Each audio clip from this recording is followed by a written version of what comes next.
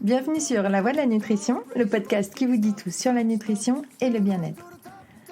Aujourd'hui, j'ai le plaisir de recevoir en interview Loris pour ce nouveau format, qui je l'espère vous plaira. Loris est un sportif, comme on dit, taillé d'1m90, qui passe ses journées à réparer et préparer le corps des gens. Nous parlerons de son rapport au corps, au sien et à ceux de ses patients, d'alimentation, mais aussi de sport et de son expérience en tant que végétarien. Cet épisode a bien sûr été enregistré dans les conditions de sécurité sanitaire nécessaires. Je vous souhaite une bonne écoute.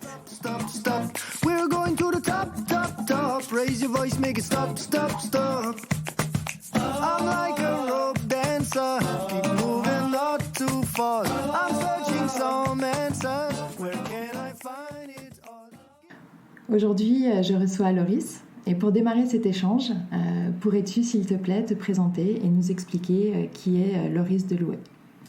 Bonjour à tous. Tout d'abord, Julia, je te remercie de m'accueillir pour ce podcast. C'est un honneur pour moi que de pouvoir discuter nutrition avec toi. Donc, comme tu l'as dit, je m'appelle Loris Delouet, je suis kinésithérapeute et kinésithérapeute du sport. J'ai 30 ans. J'ai fait mes études à Liège en Belgique et je suis diplômé depuis 2013. Je travaille donc du coup sur l'Ouest lyonnais. Je suis adhérent à CrossFit et la Fille depuis maintenant 2 ans. Peux-tu nous expliquer pour commencer ton histoire avec le sport et nous dire quelle place il a aujourd'hui dans ta vie ? J'ai commencé le sport du coup très tôt. J'ai commencé le sport à l'âge de 3 ans, comme un peu beaucoup de garçons, par le petit terrain de foot qui est à côté de la maison, dans les Ardennes, donc chez mes parents. Et puis je suis rentré au centre de formation de Sedan à l'époque où ils étaient encore en Ligue 1 et j'y suis resté jusqu'à l'âge de 16 ans. Ensuite, j'ai eu un accident de moto à l'âge de 15 ans et ça a été compliqué pour moi. Je me suis cassé les 2 bras et donc du coup, le côté sportif a été un petit peu mis de côté le temps de ma rééducation. Le football s'est terminé, mais ça m'a ouvert d'autres horizons, comme par exemple le karaté, la boxe, la natation. Et petit à petit, j'ai voulu changer un petit peu d'orientation sportive, laisser un peu le foot de côté et je me suis retrouvé en université à jouer au rugby. Sport que j'ai adoré aussi bien sur le terrain qu'en dehors du terrain.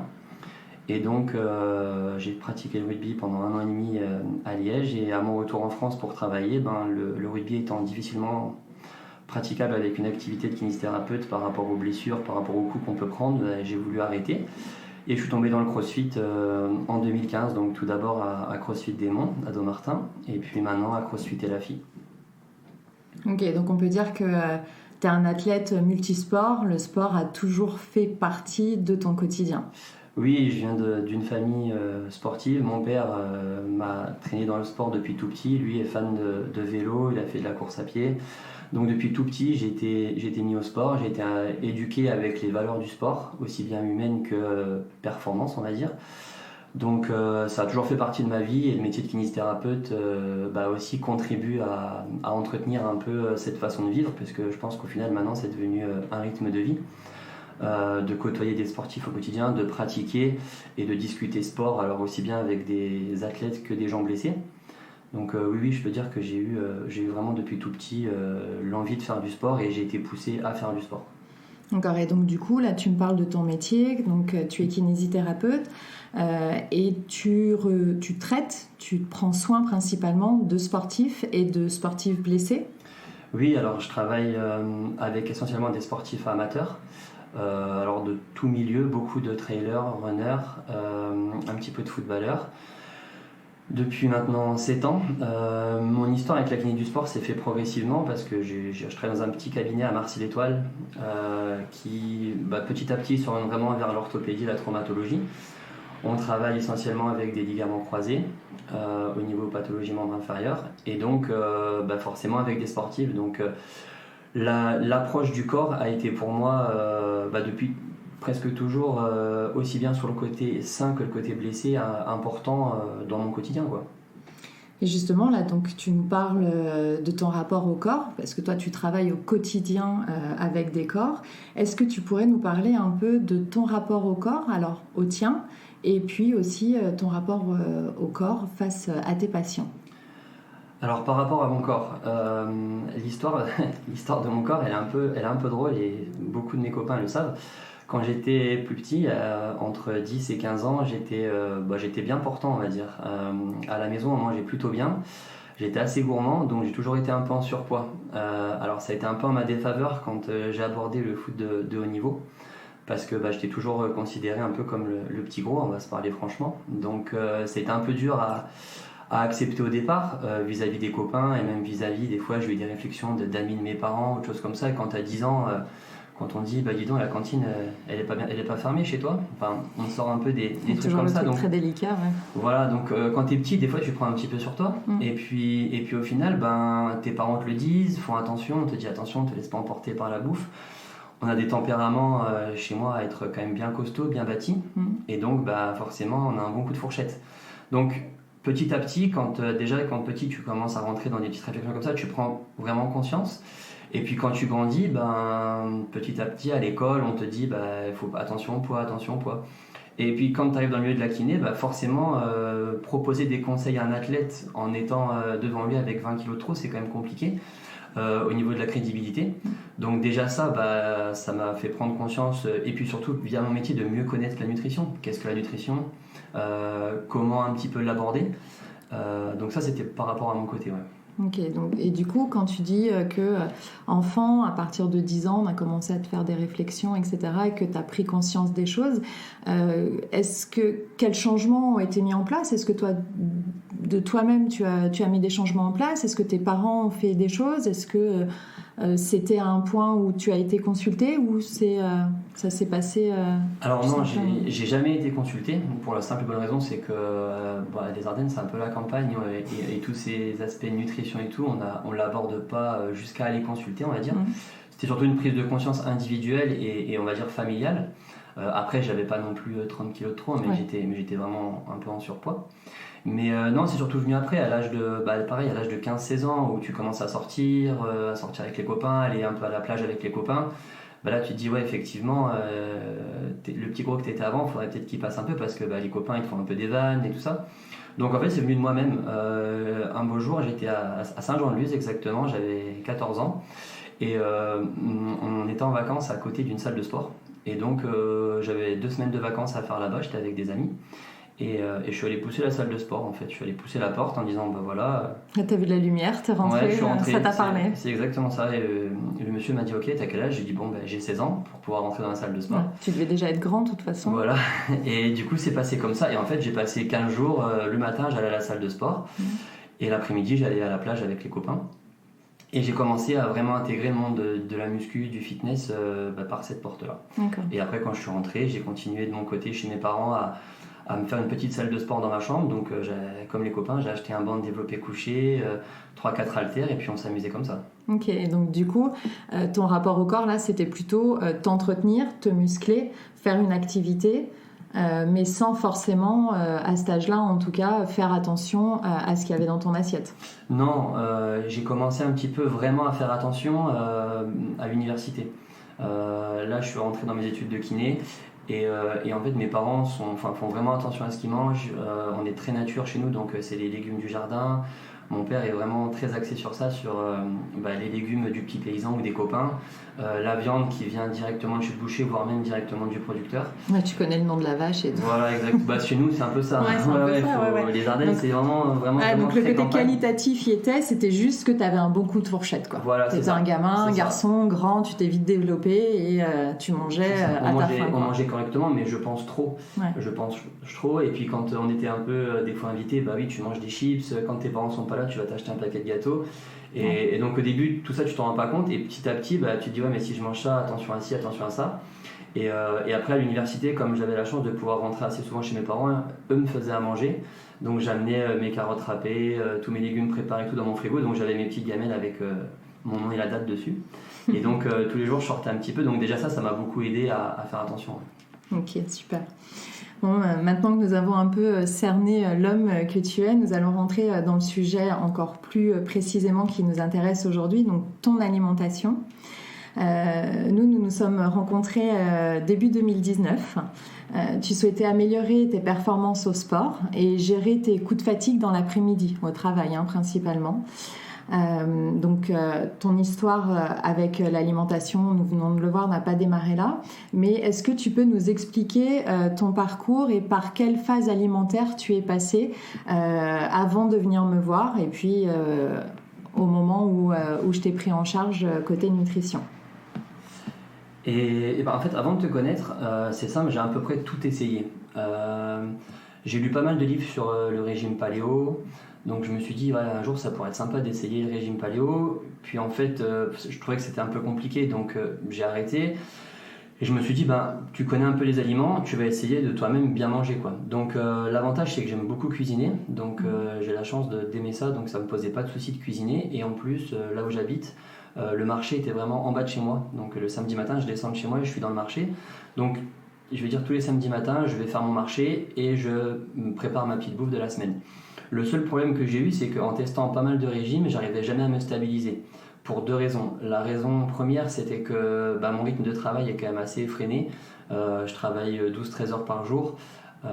Avec un rythme assez conséquent par rapport à mes patients. Je ne prenais pas forcément le temps de manger correctement aux bonnes heures de repas, le midi et le soir.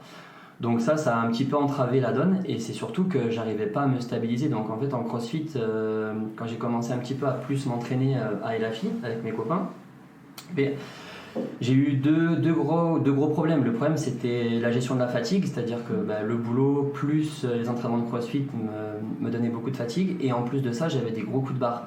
J'avais le gros coup de barre de 11h avant le repas et j'avais le gros coup de barre de 17h un peu fin de journée, au point des fois d'être un peu irritable ou de vraiment presque avoir envie de tout poser et juste aller prendre l'air, quoi. Donc en faisant ça, je savais que je mangeais bien parce que les aliments que j'avais dans l'assiette étaient bons.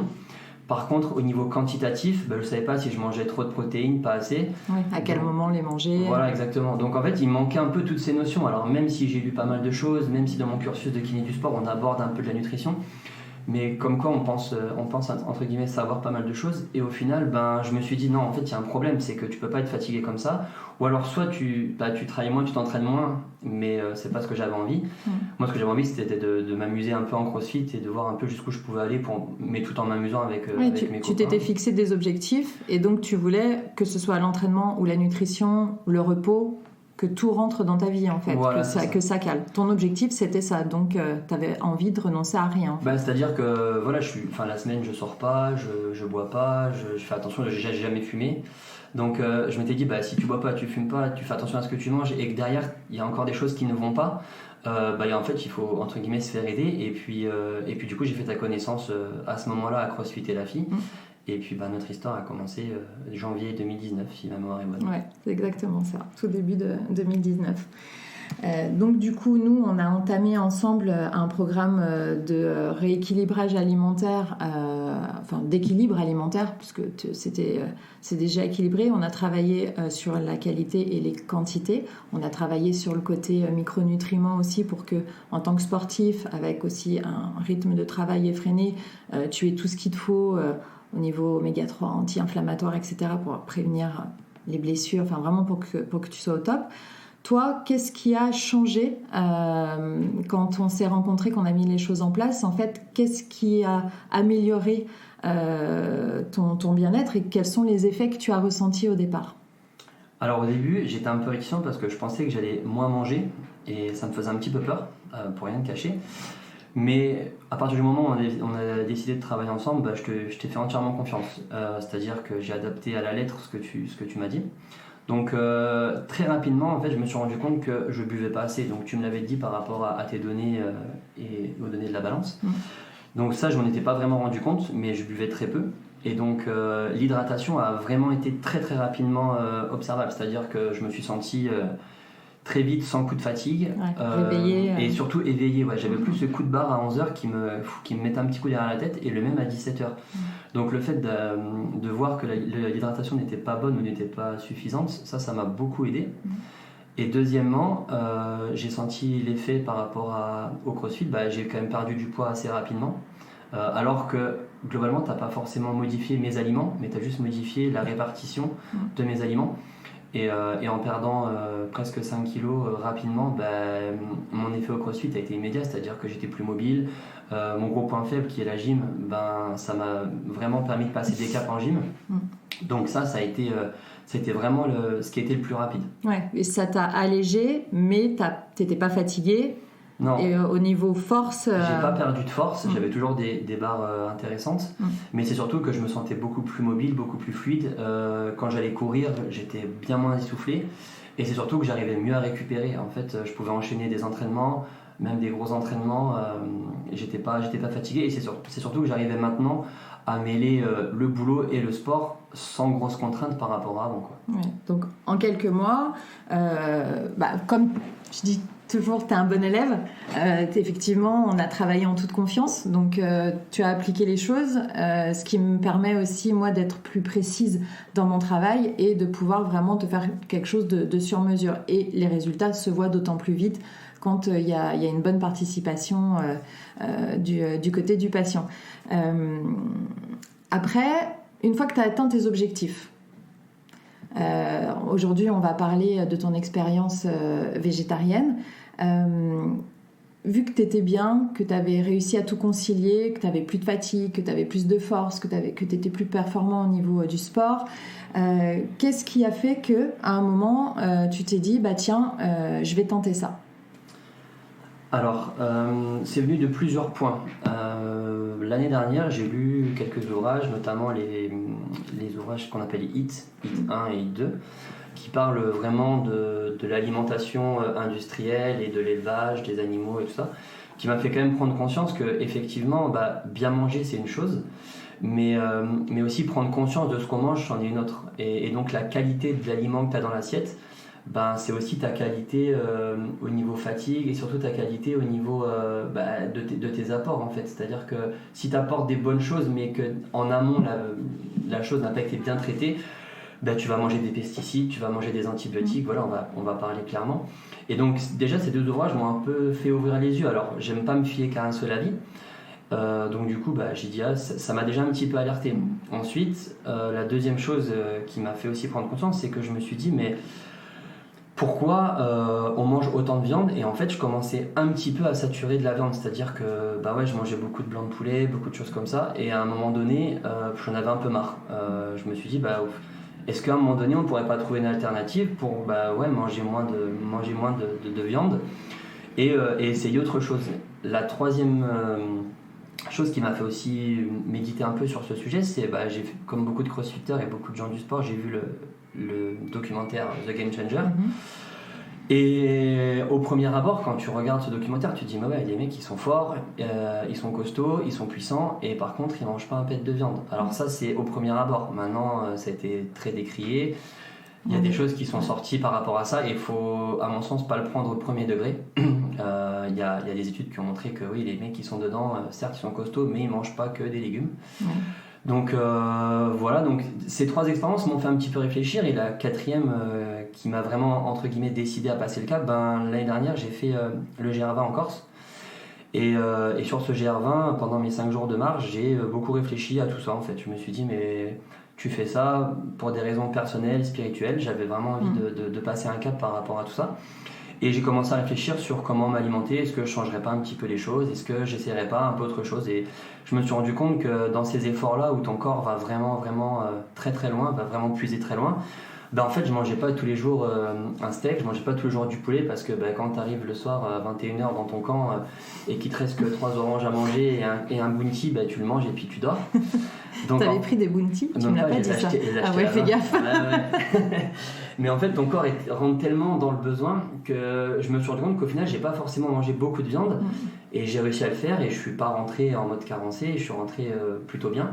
Donc voilà, et pour pas faire les choses n'importe comment, je t'en ai parlé directement, et c'est là où toi t'es intervenu. Ok, et on a remis effectivement un plan alimentaire végétarien en place. Est-ce que tu avais des craintes particulières à ce moment-là? Alors j'avais un petit peu des craintes. J'avais surtout les craintes de dire mais comment tu vas t'organiser, J'avais des craintes de perdre en force parce que je me suis dit ouais, tu vas moins manger de viande, moins de force. J'ai en tête une réflexion que Pierre, mon coach, m'a fait une fois. Il m'a dit ouais, tu manges des pissenlits, tu auras un physique de pissenlit.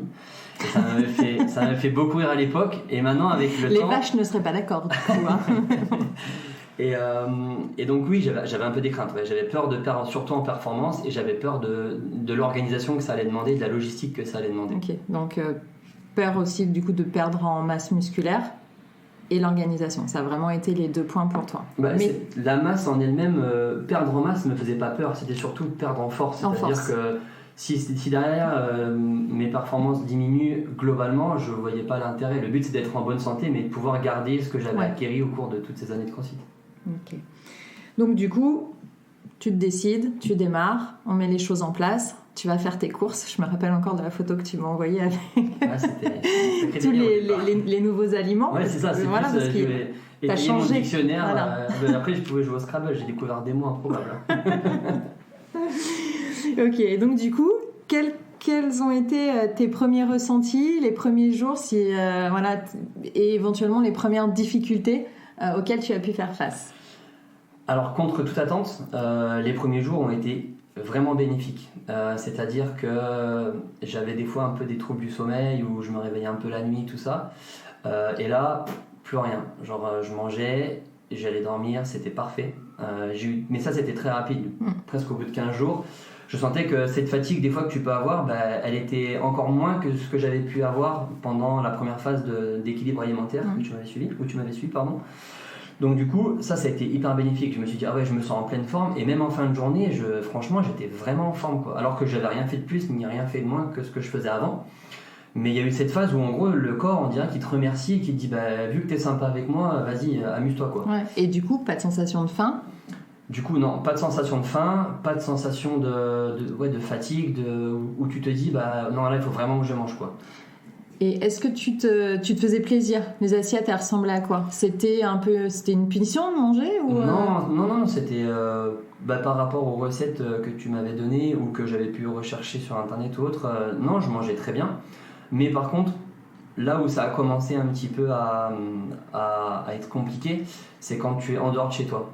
Tant que tu es chez toi et que tu prépares tes repas matin, midi et soir, même au boulot, j'emmène toujours mon repas au boulot, donc ça pose pas de souci. Par contre, une fois que tu dépasses le seuil de la maison, ça devient beaucoup plus compliqué. Beaucoup plus compliqué à trouver quelque chose qui te convient, ou aussi beaucoup plus compliqué par rapport au regard des autres? Alors non, au contraire, le regard des autres, on peut en parler parce que c'est quand même assez drôle. Les premiers restos que j'ai fait avec des copains, le fait de ne plus boire d'alcool, t'as l'impression qu'ils culpabilisent, et quand ils prennent un verre, ils se justifient, genre maintenant je vais prendre un verre de vin parce que tu sais, c'est un peu l'apéro et tout. Je dis pas de souci, moi je vais prendre un coca, mais voilà. Et après, la deuxième chose, c'est que après t'es un peu un ovni quand t'arrives au resto, parce que ils m'ont connu. Je mangeais de la viande, je mangeais bien. Quand je buvais une bière avec eux, on buvait une bière, on buvait un verre de vin. Ça se passait vraiment bien. Et du coup, le côté convivial était à son comble.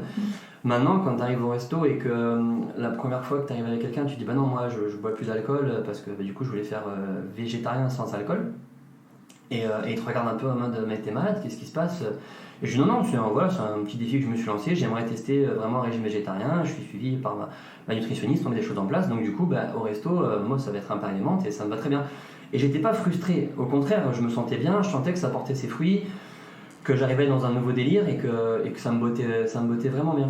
Et du coup, est-ce que ça a déclenché des conversations justement avec tes amis, etc.? Est-ce qu'ils ont été curieux de ça? Ouais, et effectivement, ça donne des moments assez insolites où tes meilleurs amis te disent mais en gros, t'es dans une secte, qu'est-ce qui se passe? Regarde, t'as connu. Et maintenant, tu mangeais des entrecôtes et puis maintenant tu manges des pois chiches. Un bol de quinoa, ça fait bizarre. Même les gens, des fois au restaurant, ils me regardaient un peu costaud en train de manger mon petit bol de quinoa avec de la salade, ils me disaient waouh. Et en fait, c'était assez drôle au départ. Même par rapport. Je trouve que surtout, c'était l'alcool. L'alcool a été le facteur le plus propice à la discussion. Parce que les gens, ils se disent, ouais, mais pourquoi il fait ça? Et je leur dis, mais c'est un frein social en fait. C'est carrément un frein. En fait, dans notre société, si tu manges pas, je vais exagérer, mais ton magret de canard avec tes frites, avec un verre de rouge, si tu fais pas ça, ça montre un peu une faiblesse ou ça montre que t'es un peu décalé quoi. Ouais. Alors si moi je l'acceptais et j'en ai parlé ouvertement avec tout le monde, j'avais aucun souci par rapport à ça, mais les gens vont un peu te juger en mode bah ouais maintenant il devient trop crossfit, il devient trop quoi. Ouais. Et donc oui, tu un peu tombé dans une espèce de caricature. c'est ça. Et puis aussi, je pense que les gens culpabilisent pour eux-mêmes en fait, parce qu'ils voient que toi, t'y arrives, t'as mis les choses en place, t'as pris une décision et tu t'y tiens. Tu vois, c'est pas, allez, c'est pas grave, je suis avec les copains, je vais prendre un petit verre parce que non, tu t'y tiens, t'as fait ton truc. Et du coup, ça peut aussi leur renvoyer une image en disant, ah ouais, mais moi, j'arrive pas à faire ce qu'il fait. Peut-être aussi, hein. Ouais, bien sûr, mais ils le disent. Hein. Après, Ouais. ils te disent clairement, moi j'en serais incapable. Moi, mon verre de vin, c'est sacré. Moi, l'entrecôte, c'est sacré. Je peux faire tous les efforts que tu veux, mais ça, on peut pas me l'enlever. Moi, je l'accepte. Oui, voilà. Il faut respecter le choix de chacun. Ouais. Je suis allé au resto au début avec des copains. J'acceptais de manger l'assiette végétarienne, la pizza végétarienne. Je l'acceptais et ça me posait aucun problème. J'avais aucun scrupule envers eux. Et oui, tu te faisais plaisir quand même, la soirée se passait bien, t'en profitais. On en profitait. T'as pas refusé d'invitation à cause de ça. Pas du tout. Et au resto, t'as finalement trouvé facilement des choses à manger. Alors, en fait, voilà, une des premières raisons pour laquelle c'est devenu compliqué, c'est ça. C'est-à-dire que, on va dire dans notre société en général, et à Lyon encore plus, parce que cité de la gastronomie, on aime bien les bonnes choses. Et c'est vrai que dans certains restaurants, tu te trouves face à des cartes où il n'y a pas grand-chose, il ne faut pas se cacher. J'ai souvenir d'un petit bistrot qui est en bas de chez moi, où je vais manger régulièrement avec des amis pour X raisons. Et en fait, dans ce bistrot, il n'y a rien de végétarien, c'est-à-dire que tous les plats sont accompagnés d'une viande ou d'un poisson. Donc quand tu arrives avec des amis dans ce resto, moi je le savais, donc des fois j'essayais un peu d'aller ailleurs, mais bon, c'était un peu notre endroit, c'était un peu notre QG, donc tu peux pas tout le temps faire déplacer les gens ailleurs. Et en fait, tu te retrouves à dire, moi je vais prendre un bol de riz avec, vous savez quoi comme légumes, un peu de courgettes, ok, je mangeais ça, et au final, c'est un repas où souvent j'arrivais à la fin de la journée de mon boulot, il est 20h30, j'ai mangé à midi, comme qui dirait, j'ai vraiment la dalle, et en fait je me retrouvais avec une petite portion. Les restaurateurs devaient adapter parce qu'ils n'avaient pas ce plat à la carte. On passait la soirée et en fait, clairement, je rentrais chez moi et je remangeais quoi. Ouais, je remangeais quelque chose parce que je pouvais pas aller dormir en ayant faim. Alors, pour pas frustrer les gens en disant non, moi je vais plus au resto, je sors plus, ni rien ni quoi que ce soit, j'y allais, mais en fait tu te rends compte que tu es vraiment sur la réserve. Alors après, j'ai fait des restos végétariens sur Lyon qui étaient hyper bien. Ouais, il y en a très bien. Mais t'as des gens qui veulent pas aller parce qu'ils disent non, mais moi si je vais au resto, si je me paye le luxe d'aller au resto maintenant, je veux manger à Magret, une côte de bœuf, un truc comme ça. Oui. Un truc qu'ils cuisinent pas eux-mêmes ou machin. Voilà, c'est ça, une pièce que tu vas pas forcément faire chez toi. Donc par conséquent, c'était compliqué d'imposer aux gens un resto végé. Mais moi, c'était aussi important que je mange bien quand je vais au restaurant. Ouais, c'est clair. De bien manger quand je vais au restaurant. Donc du coup, là, ça a été vraiment les premières difficultés. Et ça, ok. Et ça, du coup, est-ce que c'est ça qui a été le plus dur au final ? C'est ce côté social, c'est le côté repas social qui a été compliqué, aussi bien chez les restaurateurs que quand je suis invité chez des gens. J'ai souvenir d'un couple d'amis à Lyon que je connaissais pas depuis très longtemps, et un jour il me disait viens manger à la maison, ça peut être sympa et tout, pas de souci. Et en fait j'arrive, je m'assois et le gars me dit tiens on a fait de la sangria, je t'ai fait un verre. Ah bon non en fait je bois pas d'alcool. Ok, tu veux quoi, tu veux une bière? Je dis non, par contre la bière c'est de l'alcool. Tu feras gaffe quand même, mais bon. Et non en fait, donc je dis t'as pas quoi? Il me dit j'ai un jus de fruits. Je dis parfait, un jus de fruits. Et il me dit bon là j'ai fait raclette. Ah ok, bon pas de problème. Je te mets quoi comme charcuterie? Rien, parce que je mange pas de viande. Ah bon, mais rien du tout. Je fais non, désolé. Donc en fait je me suis retrouvé, j'ai bien vu que je l'ai frustré en fait. J'ai bien vu qu'il y a un truc qui bloquait et que ils ont pourtant ça changeait rien dans leur assiette en fait. Ah eux non, mais ils avaient l'impression de mal te recevoir. En fait t'invites des gens chez toi pour la première fois, toi tu veux faire bien les choses en proposant un verre de vin et puis une raclette, chose que dans toutes les familles françaises on fait, convivial, chez beaucoup de gens. Et là tu te retrouves à arriver chez les gens et tu vois que dans leurs yeux il y a une frustration parce qu'ils disent mais attends pourquoi il fait ça quoi, il est pas bien chez nous, il va dire qu'on l'a mal reçu. Donc en fait il y a une espèce d'interface qui se fait. Et en fait j'ai passé ma soirée à manger du fromage sur une pomme de terre et ils te disent mais tu veux rien et tout. Je dis non franchement ça me va très bien, je vais manger ça mais c'est tout.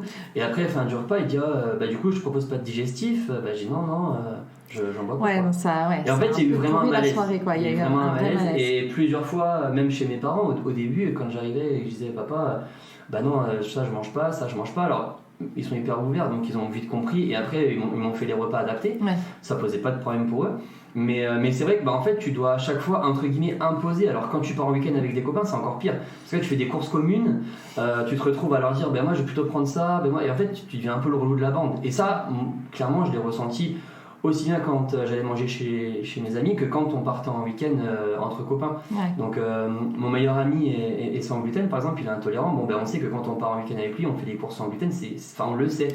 Mais si t'as ton pote qui est sans gluten, ton autre pote qui est végétarien et puis donc, sans gluten à la limite ça peut être pour un problème de santé aussi. Donc lui c'est vraiment un problème de santé, donc en fait on le sait depuis toujours. Voilà, on le sait, c'est adapté. Comme quelqu'un qui est diabétique, forcément on va pas abuser sur le sucre sur quoi ou sur l'alcool quand on est avec lui, en tout cas on va le surveiller quoi. Ok, donc c'est vraiment ça qui a été dur pour toi. Et à l'inverse, qu'est-ce qui a été le plus facile ? Je veux dire, le plus facile, ça a été un peu de continuer ma démarche comme je l'avais entrepris au départ. C'est-à-dire que dans ma tête, je voulais tester ce régime végétarien. Je ne savais pas jusqu'où j'allais aller. Je ne savais pas où ça allait me mener.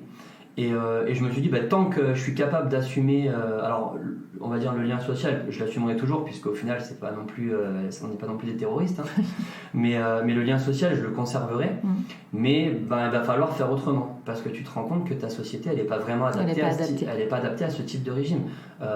Aussi bien quand, par exemple, sur des compètes de crossfit, où maintenant ça se fait de plus en plus, mais des fois, tu arrives et tu as des lunchs où il n'y a pas de. C'est tout avec viande ou avec poisson. À crossfit, en plus, c'est très paléo, hein, donc la base, c'est la viande sur paléo. Donc ça, c'est hyper compliqué. Et puis, par exemple, par rapport aux compètes, quand je suis allé à Marrakech faire les Moroccan Sodom, en fait, je suis arrivé là-bas et pendant 4 jours, c'était hyper compliqué de trouver du 100% végétarien. Alors sur la compète, il y avait des lunchs où tu pouvais manger comme ça.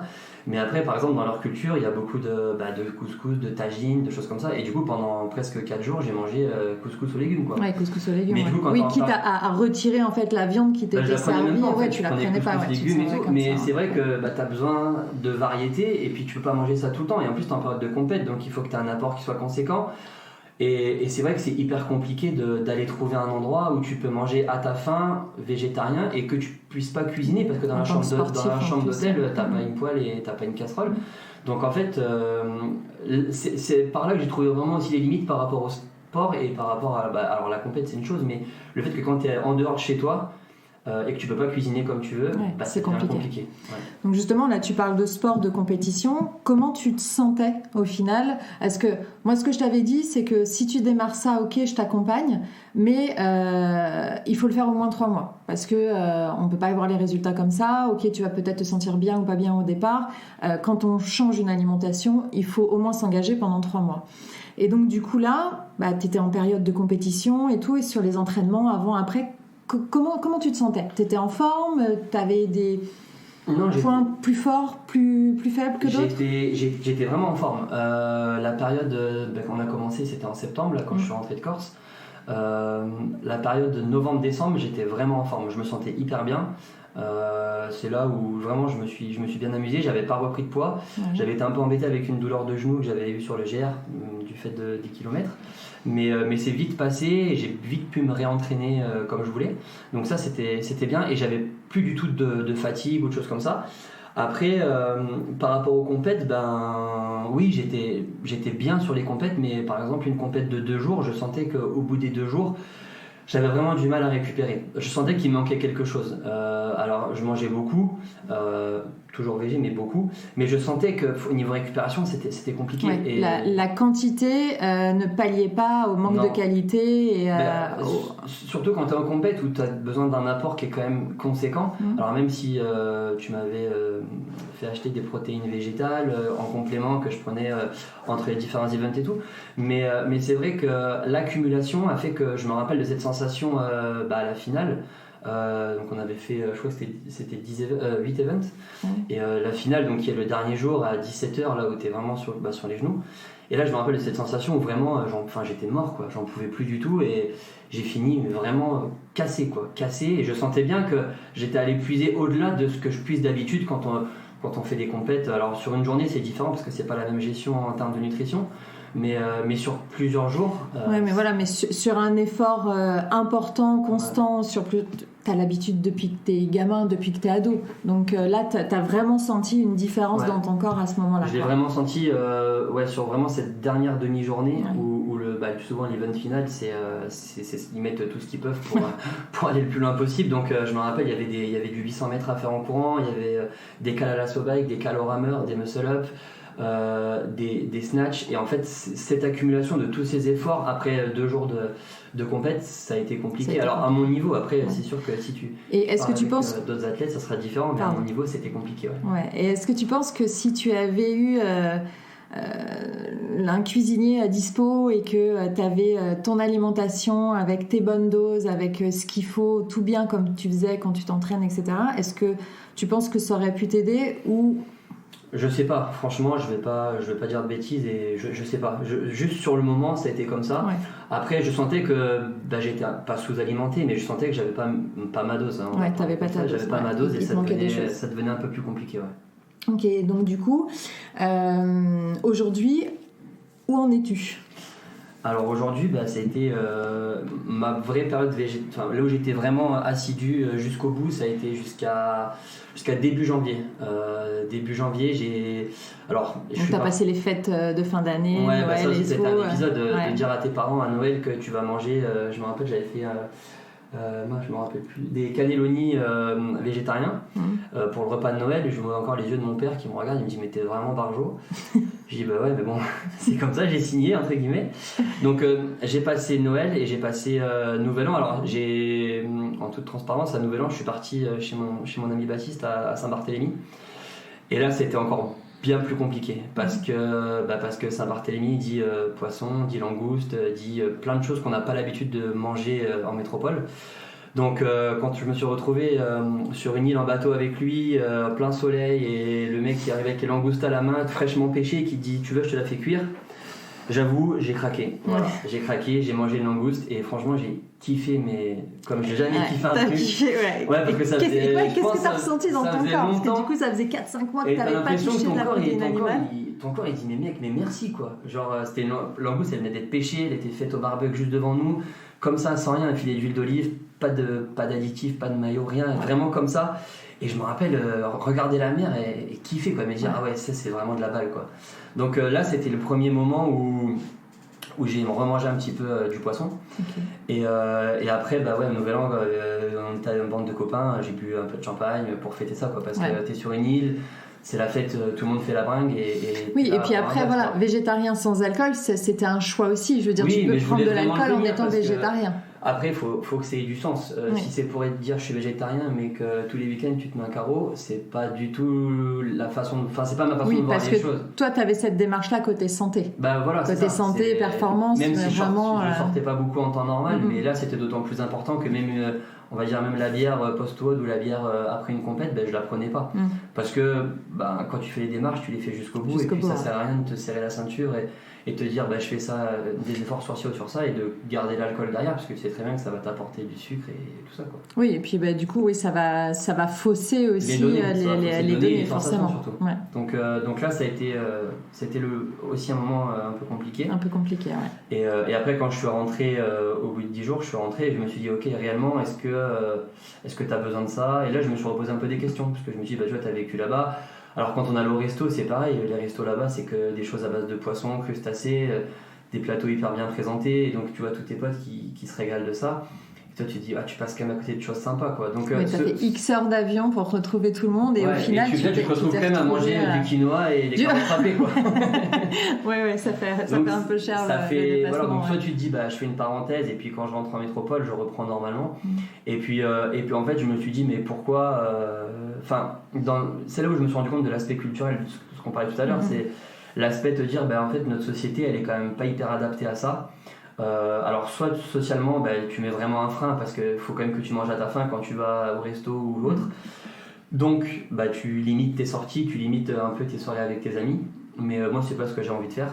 J'ai des super amis à Lyon, on passe de très bons moments et j'ai pas envie de me restreindre par rapport à ça en me disant la performance, t'as commencé, j'adore le crossfit, j'adore la mentalité crossfit, j'adore mes potes du crossfit, mais en fait après je pense qu'il faut un juste milieu et maintenant j'ai 30 ans, je sais très bien que je me fais plaisir en crossfit, mais j'irai jamais plus haut parce que par rapport à mon boulot je ne peux pas, et 2 par rapport à mes performances je peux pas. Donc quand je vois des des machines de guerre comme Carole ou Lucas s'entraîner avec nous, on se dit que le crossfit de haut niveau c'est quand même un autre monde et il ne faut pas non plus se leurrer, il faut être très lucide. C'est une profession. C'est une profession et c'est beaucoup d'efforts, aussi bien sur l'entraînement, beaucoup de rigueur. Énormément de sacrifices. Donc c'est ça aussi qu'il faut regarder quand tu les vois vraiment t'entraîner, parce qu'ils s'entraînent à nos côtés, tu dis en fait gars, il y a vraiment un monde d'écart. Se faire plaisir sur des petites compètes dans le coin, s'amuser avec ses copains et passer un bon moment, c'est une chose. Avoir une bonne nutrition pour sa santé, il n'y a pas que la performance, c'est surtout pour ta santé, bien manger, être en bonne santé, pouvoir être aussi, pouvoir conseiller tes patients, parce que mes patients, quand on parle de nutrition, ils sont souvent un petit peu perdus, ils savent pas trop quoi manger, comment manger. Donc des fois, alors je joue pas à la nutritionniste parce que très souvent tu le sais très bien que je te les envoie au final. Je te les envoie pour que toi tu leur expliques, mais voilà, de pouvoir mieux gérer. Et du coup oui, c'est un sujet qui les intéresse. Bien sûr, c'est hyper intéressant et en fait ils te disent mais comment tu as réussi à devenir comme ça, tu t'entraînes beaucoup, tu travailles beaucoup, et en fait je leur dis en fait c'est 70-30 quoi, c'est 70% dans l'assiette et 30% sous les barres. Et en fait, quand tu as compris ça et que tu es aidé des deux côtés, aussi bien sur le côté sportif que le côté nutrition, en fait, ça marche. Et souvent, je suis confronté à des patients qui, eux, font le 30, voire même plus que 30, font même 50 de sport, mais niveau nutrition, ils sont un peu perdus. Alors, pas perdus au sens ils mangent mal, mais en fait, ils mangent pas ce dont ils ont besoin, ils mangent pas les quantités qu'il faut, ils mangent pas au bon moment, et eux, ils pensent bien manger parce qu'ils mangent des légumes, des glucides, ils boivent pas d'alcool, ils font attention au sucre et tout. Mais par contre, derrière, ils n'ont pas trop de notions sur la quantité et la qualité de certains éléments nutritifs. Oui, c'est vrai qu'il y en a beaucoup qui arrivent et qui pensent bien faire. On sent qu'ils ont des connaissances, qu'ils ont fait des recherches sur Google, etc. Voilà, en disant, voilà, j'essaye de manger tel aliment, comme tu disais, le quinoa, les graines de chia, les trucs un petit peu en vogue du moment, voilà, un peu en mode super aliment. Et c'est vrai qu'en fait, quand tu creuses, tu te rends compte qu'ils mangent pas les choses au bon moment, qu'ils mangent trop de ça, pas assez de ça, qu'ils pensent que, parce qu'un fruit c'est naturel, on peut en manger dès qu'on a faim, etc. Donc, et c'est des petites choses comme ça. Et en fait, ils ressortent de là en disant, ok, j'ai appris des trucs, je vais le mettre en place. Et effectivement, j'étais sur le mauvais chemin. Après, on est bombardé de partout de fausses infos, de marketing, de trucs sur les journaux, voilà. Donc, il faut savoir faire la part des choses. Et ce qui a été agréable avec toi aussi, c'est ton ouverture d'esprit, ta remise en cause en fait. C'est-à-dire que quand on en discutait tous les deux, tu me disais ok, comme tu disais, je te fais confiance, on y va. Et du coup, par l'expérience, tu voyais que ça marche. Et ça, c'est la meilleure des solutions, quoi. Je pense qu'il faut travailler. Chacun a son rôle à jouer dans la partie, on va dire, thérapeutique. Moi, en tant que kiné, je me suis jamais braqué avec un confrère, ni même braqué avec quelqu'un du milieu médical. C'est-à-dire que je pense qu'on a chacun un rôle à jouer dans la prise en charge d'un patient. Alors je vais parler du patient sportif non blessé. J'en ai plein qui viennent me voir en disant moi je veux préparer la Saint-Élion par exemple, je cours, alors il y a des gens qui courent vraiment beaucoup, mais je voudrais voir si au niveau, j'ai des petites douleurs par-ci par-là, mais je voudrais voir toi ce que tu en penses par rapport à ma foulée, par rapport à tout ça. Et en fait après du coup j'aborde beaucoup de sujets avec eux. Par exemple des fois je lui dis les petites douleurs que tu as là il faudrait manipuler un petit peu, si tu connais un bon ostéo franchement vas-y, lui il va retravailler sur ça. Mais t'aiguilles les gens. Moi j'aiguille, c'est thérapie plurisidisciplinaire. En fait, si tu veux faire du bon boulot, c'est une prise en charge intégrative. Je suis pas médecin, je suis pas rhumato, je suis kiné. Mais tu sais indiquer aux gens quand il faut y aller. En fait je m'entoure de personnes où j'ai dans mon entourage professionnel des gens compétents, comme toi, ou depuis qu'on bosse ensemble, je t'ai envoyé je sais pas combien de mes patients, parce qu'en fait je pense que c'est chacun son taf. Moi, toi, quand quelqu'un vient et qui dit je vais mieux manger, tu lui dis pas attends je vais te remettre une cervicale quoi. On est d'accord. En fait on a chacun son job, et je pense que pour les gens, pour leur prise en charge globale, maintenant il faut regarder comme ça, bosser chacun dans son coin, ça n'a jamais amené rien de positif. La pluridisciplinarité et puis la prise en charge, ce qu'on appelle intégrative, c'est ça. C'est super important, c'est complémentaire. Parce que aussi bien sur l'aspect performance, nutrition performance, que sur la nutrition pathologique. C'est-à-dire que moi quand quelqu'un vient me voir, il me dit moi je viens de me faire les ligaments croisés, je suis triathlète, je m'entraînais 20 heures par semaine, là je me fais les croisés parce que j'ai chuté au ski. Je peux plus bouger, qu'est-ce que je peux manger, comment je dois adapter, puisque du coup mon temps de sport va diminuer. Et ben du coup je dis attends viens je t'emmène vers quelqu'un et en fait tu vas avoir une nutrition qui va être adaptée à ta situation à l'instant T et qui sera plus ta situation quand tu vas reprendre l'entraînement et là du coup il faudra réadapter. La réathlétisation aussi c'est une phase exactement. Et les apports doivent être bien jaugés aussi bien sur les pro-inflammatoires sur pour les tendinites aussi. Voilà c'est ça. Même quand ils sont les ligaments croisés par exemple, je prends un exemple très simple mais on bosse à côté de l'école vétérinaire à Marcy. J'ai plein d'étudiants véto qui se font les croisés, ils viennent, mais bon, ils se font opérer, donc tu as déjà un processus inflammatoire au niveau du genou.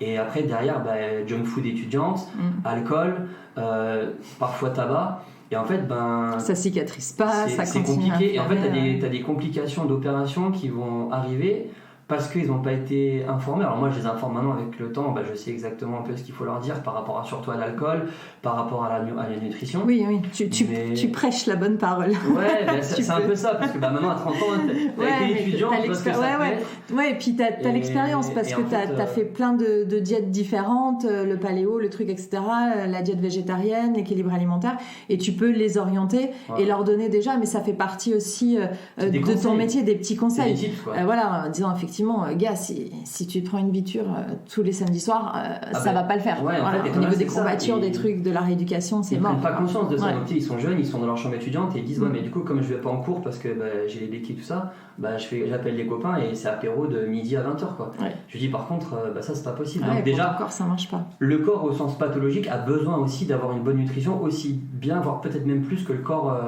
au sens performance. Quoi. Ouais. C'est bien, tu fais la pub de la nutrition, c'est impeccable, j'ai plus besoin de rien faire. Donc du coup, parce que je pense que ça intéresse nos auditeurs, là on a vu que tu avais un petit peu craqué sur la super langouste, etc., sur le verre de champagne au 31. Aujourd'hui, qu'en est-il de ton alimentation ? Alors jusqu'au début du confinement, j'avais repris exactement ce qu'on avait entamé avant la partie végétarienne. Ouais. Donc c'est-à-dire vers le début février, on va dire, j'ai repris exactement ce que l'équilibre alimentaire, ce que tu m'avais dit, les plans que tu m'avais envoyés avant, tout ça. Donc j'ai repris comme ça. Après, il y a eu la période de confinement et là, ça a été un peu plus compliqué pour plusieurs raisons. Le fait que déjà la boxe ferme, donc plus d'entraînement CrossFit à la boxe. Ouais. Moins d'émulsion avec les copains, toutes les compètes où j'étais qualifié, ou aussi avec mon partenaire Will, on s'était qualifié, ça tombe à l'eau. Donc du coup, la carotte qui fait un peu avancer l'âne est un peu tombée à l'eau. Donc déjà ça, au niveau motivation, c'était plus compliqué. Et après, pendant le confinement, effectivement, j'ai passé du temps avec ma famille, j'étais confiné avec eux. Donc c'est du temps que je passe pas tout le temps puisqu'on habite à 600 km l'un de l'autre. Donc du coup, on a pris vraiment le temps de vivre en fait, c'est-à-dire de manger, prendre le temps de manger. Tu voulais rien imposer à personne. Non, et surtout je voulais pas arriver en mode bon les gars attention on va peser, on va faire ci, donc j'ai mangé normalement, je me suis pas goinfré, mais voilà, j'ai mangé des gâteaux, j'ai remangé de la viande, j'ai fait X barbecue parce que j'en avais envie et parce qu'en fait on passait un bon moment. Je continue à m'entraîner tous les jours, mais différemment, c'est-à-dire que pas de gym, beaucoup à poids de corps, avec ce que tu pouvais, avec le matériel que tu pouvais, beaucoup de travail cardio, du run. Tu avais la chance, je crois, d'être en maison, en extérieur. J'étais en maison, voilà, donc, j'étais vraiment en pleine nature, dans les bois, dans le Luberon. Donc j'étais hyper bien, c'était un cadre parfait pour faire du sport. Mais effectivement, l'émulsion quotidienne était compliquée à trouver rapport à ce qu'on avait. Tes objectifs, en tout cas sur le moment T, en tout cas pendant la période de confinement, ont été un peu modifiés. Oui, parce que déjà tu sais que toutes tes compètes sont annulées. Puis tu te dis, en fait, tu vas suivre ce régime-là, mais tu vas quand même imposer à tes parents une diète qui n'ont pas forcément envie de suivre. Oui, puis il n'y avait pas de raison. Et puis en fait, il n'y avait pas de raison. Continuer à bien manger, on est toujours allé faire notre marché, on a toujours acheté des légumes aux producteurs. La viande venait toujours de chez le boucher, donc la qualité des aliments était là. Maintenant, oui, j'ai un petit peu moins fait attention parce que c'est la situation qui faisait ça. Ouais. Exactement. Et t'inquiète pas, t'étais pas le seul. Et du coup, quand tu as repris le plan qu'on avait mis en place sur un équilibre alimentaire, donc avec une alimentation, on va dire omnivore, qu'est-ce que tu as ressenti au départ ? Est-ce que tu as vu des changements Alors le changement. On va dire au niveau sportif, je ne l'ai pas revu puisque je ne me suis pas réentraîné autant depuis, au final.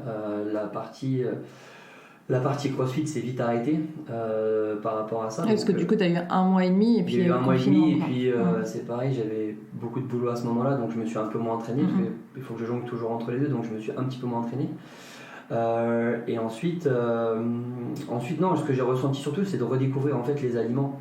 Et je trouve que ton corps, il enregistre des sensations, mais que tu perds un peu à force de manger des choses que tu trouves banales. Mais qui, de trop en manger, tu les manges trop souvent, donc du coup tu les apprécies. C'est ça, et là de remanger, je sais pas, une bonne côte de bœuf ou une bonne côte d'agneau par exemple, tu retrouves goût en fait aux aliments que tu avais un petit peu perdu avant. Okay. Donc surtout la saveur, on va dire, que j'ai retrouvée. Ouais, que tu as retrouvé et qui t'avait manqué un peu au final. C'est ça, ouais.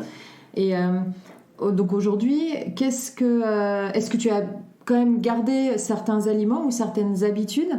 Est-ce que tu continues à avoir de temps en temps des repas végétariens ? Est-ce que tu fais encore plus attention à la qualité d'où vient la viande, les volailles, les poissons ? Qu'est-ce que tu en as tiré sur la qualité des aliments, j'ai toujours fait attention. Ça, je mange pas de McDo, pas de choses comme ça. La junk food, j'ai banni depuis longtemps, ou vraiment exceptionnellement quand j'ai envie de me faire plaisir sur un petit truc, mais je trouve que même ce genre de nourriture, c'est pas un plaisir, donc j'y vais même pas.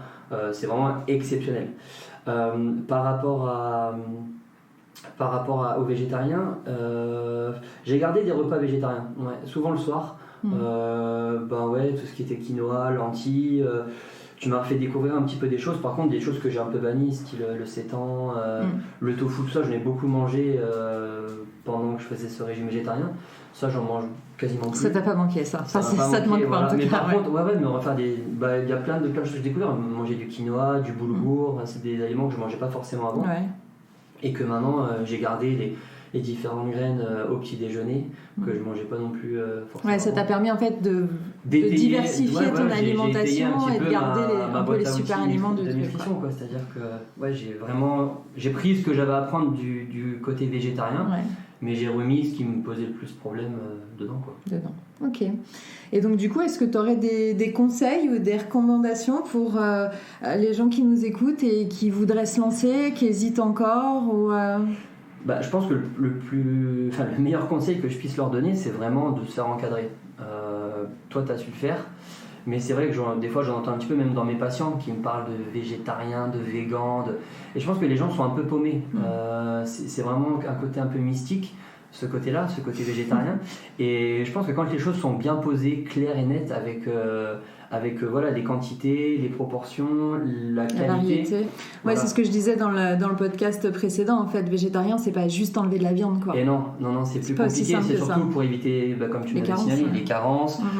Et puis en fait, tu te rends compte qu'un aliment est couplé à un autre, est marié avec un autre. Et ça, si on te le dit pas, tu peux pas le savoir. Donc, je pense qu'il faut se faire encadrer de quelqu'un d'expérience et surtout d'avoir une bonne routine pour ne manquer de rien. Parce que c'est vrai que si tu cuisines pas, il faut avoir l'envie de cuisiner, l'envie de découvrir les aliments et en fait d'intégrer la nutrition dans ton rythme de vie et de pas se dire là j'ai rien à manger, je vais me débrouiller, parce qu'en fait quand tu es végétarien, ça c'est cuit. Tout ce qui va être plat préparé, restaurant, tout ça, tu peux pas improviser au dernier moment, quoi. Il faut que tes choses soient bien cadrées dès le départ. Après c'est valable aussi pour l'équilibre alimentaire, quand tu es flexi, omnivore, machin, tout, mais là ça va demander une rigueur 3 fois par jour dans les règles de base. C'est comme si ta voiture, tu mettais de l'eau au lieu de mettre du gasoil à un moment, ça fonctionne pas. Carrément, mais je trouve que ça demande encore plus de rigueur. Par rapport au fait de peser naturellement tes aliments, viande, glucides et végétaux. Il faut peser, ça demande un effort, mais là, végétarien, ça demande quand même un effort supplémentaire. Alors toi, peser en plus, c'est spécifique de garder le pesage, on va dire ça comme ça, parce que tu es en mode performance, sport, etc. Et effectivement, on a besoin d'être sûr que tu t'alimentes assez. Après, sur les gens au quotidien, on n'est pas non plus accro sur la balance. Une fois que les gens ont compris l'organisation sur l'assiette, ça peut le faire. Mais c'est vrai que toi, dans le niveau d'exigence dans lequel tu étais et tu es, effectivement, c'est important. Mais c'est surtout qu'il faut, je pense, ce qu'il faut retenir, c'est de ne pas partir à l'abordage du jour au lendemain, quoi. Parce que je pense que il faut te préparer physiquement et mentalement. Il faut vraiment décider à le faire et puis écouter ce qu'on te raconte, quoi. Pas en faire qu'à ta tête et c'est là, parce que je pense que tu peux vite t'épuiser et tu peux vite rentrer dans un système où tu es vraiment, vraiment fatigué et où tu perds un peu tes repères. Et c'est là où tu vas juste pas kiffer ce que tu fais, quoi. Oui, et puis du coup abandonner, et voilà, ce que tu as fait ne sert à rien, quoi. Donc de bien se faire encadrer, ouais, c'est l'idée majeure de la discussion, je pense. Ok, super. Écoute, je te remercie. Avant de te laisser, je voudrais inaugurer avec toi la question signature de ce podcast. Donc, est-ce que tu peux nous dire quelle est ta Madeleine de Proust, ton aliment réconfortant que t'amènerais sur une île déserte ou que tu cacherais pour l'amener sur Koh Lanta? Alors il y en a plusieurs, parce que quand même j'aime bien manger. Si je devais vraiment emmener un truc sur une île déserte, ça serait, je pense, un bon magret de canard. Ok. Ouais, ça serait vraiment le truc, j'en mange pas souvent, mais quand j'en mange, j'aime vraiment. Ouais. Et c'est vraiment un truc qui me fait plaisir, bien cuisiner. Là, j'en ai fait au barbecue, c'est juste la folie. Mais sinon, après, je suis pas très compliqué, j'aime bien tout. Ouais. Donc voilà, mais ce serait ça. Donc ta Madeleine de Proust, ça serait ça. Écoute, je te remercie vraiment. Ça a vraiment été un plaisir pour moi de démarrer cette série d'interviews avec toi. Si des auditeurs se sentent de venir partager leur expérience, n'hésitez pas à me contacter directement sur les réseaux sociaux. Et puis je mettrai les coordonnées de ton Insta. Et puis si éventuellement les gens, les sportifs veulent venir te consulter, avec grand plaisir. Je mettrai tout ça sur les notes du podcast. Je te remercie, Loris. Merci à toi, Julia. J'espère que vous avez pris autant de plaisir que moi à écouter ce retour d'expérience. Et je remercie encore Loris pour sa confiance et pour s'être prêté à cet exercice avec beaucoup d'essence. Si vous aimez ce format, venez me le dire en commentaire et partagez ce podcast autour de vous. C'est grâce à vous que j'arrive à le faire vivre. Si vous avez envie de venir partager votre expérience autour de mon micro, n'hésitez pas à me contacter. Le partage est une forme d'apprentissage inestimable. Rien n'égale l'expérience. Je vous dis à jeudi prochain. Prenez soin de vous. Cross the ocean. Whoa, cross the ocean.